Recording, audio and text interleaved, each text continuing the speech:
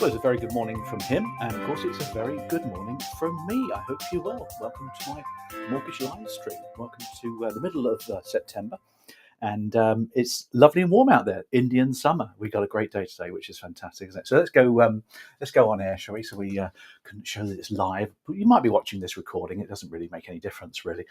Although we do like to keep these up to date with the weekly news and what's going on. A couple of good things going on in today's live stream for you. I've got a lovely little technique to help you dealing when presenting in public later. But I've got a little update for you on Domicile. You know, we've got all this non-dom stuff coming in to the budget at the end of October. A lot of talk about that at the moment. Charlie Mullins leaving the UK, that sort of thing. Google Charlie's. He's a bit of a geezer. A nice bloke, actually, done really well for himself. Anyway, this time, 22 years ago, not a lot of people, or 32 years ago, get it right, Mr. Archer, in 1992, on this day, we had the famous Black Wednesday. Now, does anybody remember that? That's 32 years ago. You might not have been in industry at that point. I was driving my car. I was working at an estate agency at the time. I heard the news of Black Wednesday. Of course, interest rates shot up to about 15% overnight. They jumped by about 5%. It's taken 2 years for the Bank of England to go from like 0 to 5. Back then, it took like 2 hours. There's a little copy from on the news cuttings for you, which might be quite interesting for you. I don't know if you remember any of these things. Newspapers, what are those things? But as you can see from the newspaper there, you've got lots of things going on there. On Skid Row, the pound out of control. Basically, what happened is the year before, we joined the precursor to the euro, effectively. And we joined it, but of course, to join this thing, you had to keep your pound sterling strong. And it started to slip in 91 and 92, and it all went completely Pete Tong. The pound was devalued by like 25-30% at one point. It was just incredible. And interest rates had to go up to support the pound. That's the whole point behind it. So that we could stay in this European rate mechanism thing. We decided to come out of it in the end, and that, of course, we never ever joined the euro. Maybe that was a good thing, maybe not. I don't know. So there's a little bag from history for you, which is quite interesting, isn't it? And Black Wednesday, it has a dark tone and then a day, doesn't it? Like Black Wednesday, Black Monday, that sort of thing. Happy Monday. Well, that was a band, wasn't it, from the 90s? No, let's not go there, Sean Ryder. Anyway, enough of that. Let's get on to more complicated topics such as the domicile status. So let's take a look at how this all works, just to keep you up to date. If you're doing the exam, it's all good for you. But also it'll help you to understand the budget that's coming up and those chats at the dinner party table that you might have. Oh, you're in financial services. What are these non-doms? I suppose you really should have an answer, shouldn't you, when it comes to it. So let's get into that then. Let's talk about that topic for you. So let's head over to some slides for this one, shall we? So we're talking here about residence and domicile. Now, it's in your exams. It's something you're quite familiar with, I'm quite sure. But let's just define the difference between the two, and then we're going to take a look at domicile in a bit more detail, particularly non-doms, and the implications for this remittance basis that's all changing very quickly. Now, first of all, what is the difference between the two, residence and domicile? First of all, domicile and residence are different things altogether. Let's pop across there so you can see that. Now, residence, or being a UK resident for tax purposes, is your individual status in any given tax year. And that's the whole point. It can change year on year. It helps to determine whether or not you pay income tax and capital gains tax in the UK on your earnings. So residence is pretty straightforward, and we'll talk about that, another day. And domicile is very different. Domicile, though, is given to you, the country typically that you regard as your main permanent home. That's domicile. A little bit more to that than that we'll come on to in a second. But what it does, it determines a person's liability to inheritance tax in the UK and whether they can qualify for this mysterious remittance basis for income tax and capital gains tax, which is what all this hoo-ha has been about, this non-dom furore during the election purposes as well. So let's just take a look at domicile then in a bit more detail for you. And what we'll do is we'll head over to a whiteboard for this one as well. Let's pop across to this whiteboard, shall we? So what is domicile? Well, as I mentioned to you, this domicile is this mysterious thing which you're given at birth, and it's incredibly difficult to change. So you could take a look at any example of domicile, couldn't it? You could look at the UK. So there's the UK. There's my little map there. This is Spain. It's quite good, doesn't it? That's Europe. And say, for example, we had over here in Canada. Let's just draw the US there. And we got quite a lot of clients over in Canada at the moment. Let's guess Canada. Okay, not particularly good map. Now, what happens here is you've got somebody who lives and was born in the UK. So this person is a UK domicile. Take me, for example. I'm a UK domicile. Domicile. Let's spell that correctly for you. There you go. Now, my father was born in the UK, and that's the domicile of origin that I've got. So there's three definitions of domicile. There's domicile of origin. This means that you're given a domicile on your birth or your father's birth, wherever he was born. But typically it's where you were born. It's your origin. So that's the first one. 99% of people tend to have a domicile of origin. And I may have a UK domicile because I live here in the UK. Now, I also have an option, if you like, of domicile of choice. Now, say, for example, I moved from UK, we moved from UK over to Canada. So we emigrated. A lot of people do. Now, Canada's a great place, big place as well. Great weather and secure politics, and it's just a great place. Now, most people that move there become expats. They become a non-UK resident for tax purposes pretty quickly. They start paying Canadian tax. They might even get Canadian citizenship. But it's incredibly difficult to shed your UK domicile. In theory, you can choose to have a Canadian domicile, but it's incredibly difficult to do that. Almost impossible. And there's a lovely story of Richard Burton. I'll show you a picture of Richard Burton. If you remember the actor, there's a picture of Richard Burton coming up. There's a press article for you. It's a fantastic press article. That's obviously Elizabeth Taylor on the left, but Richard Burton's kissing her, as you can see. Fabulous actor from the 1960s who died a number of years ago now. Now, Richard Burton was born in Wales, so of course has a UK domicile. Now, here's the article. It talks here about Richard Burton. Was 30 years ago today, age 58, premature death, cardiovascular wreckage. Gosh, that sounds awful, doesn't it? Caused by drinking and smoking.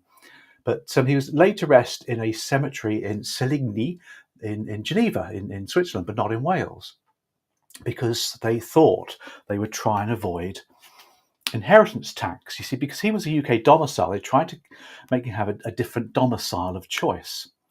But if you look down further onto the article here, if I ringed it for you here, so they're basically looking to move his remains from Switzerland to Wales. But what happened, he'd made arrangements to acquire a plot of land in Bethel Baptist Chapel when he died. So he bought this property before he died. He owned land in the UK. His executors and legal advisors wanted him to move abroad for tax reasons. But of course, the whole point behind that article is that it failed because he bought this land in Wales. To get a domicile of choice, you have to sever every single possible link with the home country. And I'll take you through some of the rules in a second. Therefore, he failed and was made UK domicile, and we taxed him on his worldwide assets for inheritance tax. And I think he had quite a bit of assets as well.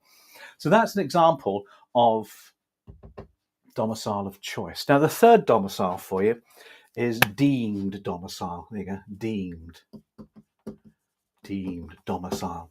Now, deemed domicile is for people who live over here in the UK, and they have a different domicile, but they're living here, UK residents, but they're living here for so long that we say, look, hold on, you've been here so long, we're going to make you UK domicile. And the rule is 15 out of the last 20 years.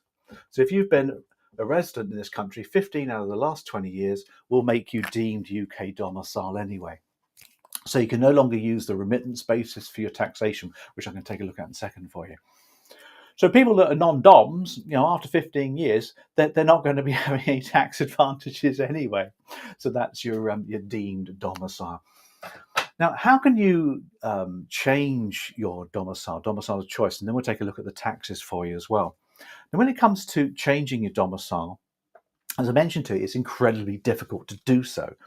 But in theory, it's possible. In theory, that is, it is possible to do so. So how can you change your domicile? Well, here's a few bullet points for you to give you an idea. Now, here's an example of somebody moving to Mexico. So this person is UK domicile. They've moved to Mexico and they want to try and have a Mexican domicile? So first of all, number one, did you have an expressed intention of staying in Mexico? That's the first question. Number two, had you bought a house there and disposed of all property in the UK? That's the big thing, isn't it? Getting rid of all your property in the UK. Richard Burton didn't do that. Had you established a business, or is he starting a job in Mexico? So the third rule there for you. Number four, did you have involvement in the local community, and does he vote in Mexico? So is he a citizen of Mexico? Does he vote? And did he acquire Mexican citizenship or nationality?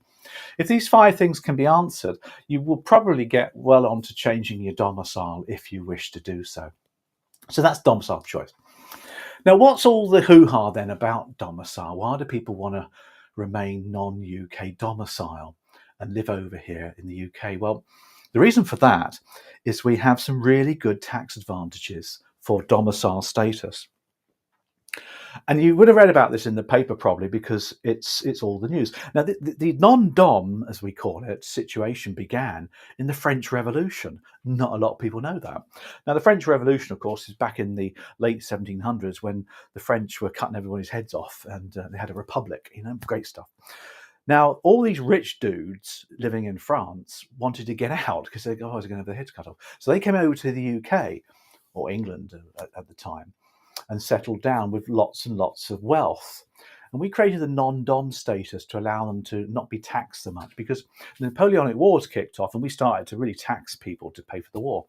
So that's where it comes from. So it's over 200 odd years old now, a little bit old fashioned, and it's being removed. So what is it, first of all, then? Let's take a look at my situation then with the first picture. Then I had my Canada domicile situation going, didn't I? So say, for example, you had this person who was in the UK. I'd love to in the UK, don't you? A few islands at the top there as well. Not very good, is it? I've got Wales, it's very big. Anyway, over here you've got Canada. So let's just put Florida, and we've got Mexico, and we've got, so there's Canada. Now, the point I made here was that somebody wanted to move to Canada, but this particular person actually has a Canadian domicile. So I've just switched it around really for example. So my example here, this person's got a Canadian domicile, Canada. So Canadian domicile. Now they live here in the UK. They've come over to the UK, so let's just put them in here. They come over to the UK, and they are a UK resident for tax purposes, which is perfectly acceptable. They're earning some money. Let's put some more hair on them to show you. There. But they're still a Canadian domicile. Now, what does that mean then? Well, this means this person is what we call a non-dom. Let's put that time. They're non-domicile. We call them a non-dom because it's just a bit silly, really, the name we use. And what this means is that if they have income and earnings from Canada, property earnings, share dividends, that sort of thing, there it stays. So any income, or capital gains, which is pretty much how you make money, isn't it, that come from Canada, get taxed in Canada. They get to keep it over there. It doesn't get taxed here in the UK unless they remit it across. We'll come on to that in a second. Now, in the meantime, over here in the UK, let's get a different colour pen here, because this person's a UK resident, everything's been taxed accordingly. So if there's any capital gains tax, that's UK will get that tax, broadly speaking. Any income tax, any income the person has from UK earnings, again, the UK gets that. But this is only stuff that's earned in the UK. Of course, inheritance tax is the other one, IHT. If the person dies, we only get UK assets liable for inheritance tax. It shields everything else, you see, that's the whole problem. Now, some of these people that live over here in the UK as non-doms are mega rich. I mean, the wife of our ex-Prime Minister, she's mega rich from her dad's company. You're talking millions of pounds, but they're all shielded over in India for her, over Canada maybe for others. But we're not getting any of the inheritance tax on that. We're not getting any income tax on it or capital gains tax. And the government, of course, wish to try and change that. Now, at the moment, with non-doms, they sign up for this thing called the remittance basis. So let's put that over here, shall we? Remittance. In other words, you remit. You have to sign up for that. There's a few rules here. So this non-dom here, she has to sign up for this remittance basis. Now it costs 30 grand a year, which is small ticket really for these people, isn't it? To get this remittance basis. You don't get any allowances. You don't get any personal allowances. But then again, these 3,000 or 12,000 allowances don't mean an awful lot to these people, which is one of the disadvantages. And there is some time frames in which you can do it for. And that's it. So unless she brings the money over to the UK into her UK bank accounts, etc., she won't be taxed on it. So it's only taxed if it's remitted into the UK, and that's the way that non-DOMs are taxed. Now, this is all change. The Conservatives kicked it off. The Labour government's doing the same thing. They're going to change this from 25, 26. And we'll talk about that another time, but basically they're going to give them a sort of a free period of time, but then they're going to start taxing it all, taxing all their income, which probably means a lot of these rich people will flee the UK and go back to where they came from, or go to another country like Malta or the Maldives or somewhere that's got a tax haven attached to it. That's probably what will happen, which is unfortunate because a lot of these people are entrepreneurs and they employ and they create wealth. That's what they do, isn't it? But then we've got politics involved here. So all change in 25, 26 on the Dom fired side of things. Hope that's been useful. Bye. There you go. It's amazing how politics gets involved in this sort of thing.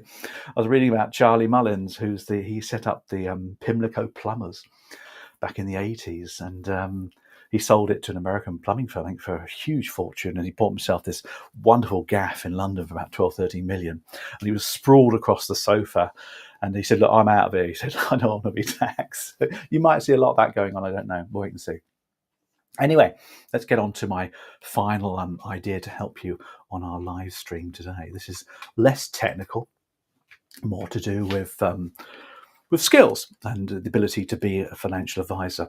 And many financial advisors, mortgage advisors, you probably have to do public speaking of some description. So this one's all about how to feel less nervous when speaking in public. Now, public speaking consistently appears near the top of the list of the greatest fears. I mean, numerous surveys and studies have shown that it's often higher than the fear of spiders and all sorts of other common phobias. Now, the phenomenon, if that's a good word to use, is sometimes referred to as glossophobia, making public speaking one of the most common and intense fears people experience. Now, if you suffer from the collywobbles or those nerves, try these few tips to help you. Number one, prepare thoroughly and practice your presentation. Don't memorize it or learn it, but prepare it and practice it. That's the key. Do memorize, though, the first few minutes to get yourself off to a flying start and give you confidence. Number three, make sure you can see all of the slides on a gallery view, either printed on a piece of paper or on a tablet if you're in a room, or on a separate screen if you're presenting online. That gives you the confidence to know what to talk about. Have notes that you can refer to without reading them. So have bullets on a card, for example, at a distance that you can glance at, or even hold notes as well is perfectly okay if you are going to get nervous otherwise.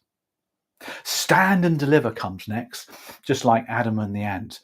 When you're in a room, of course, most people stand, but online, we'd like you to stand as well. It gives you far more confidence.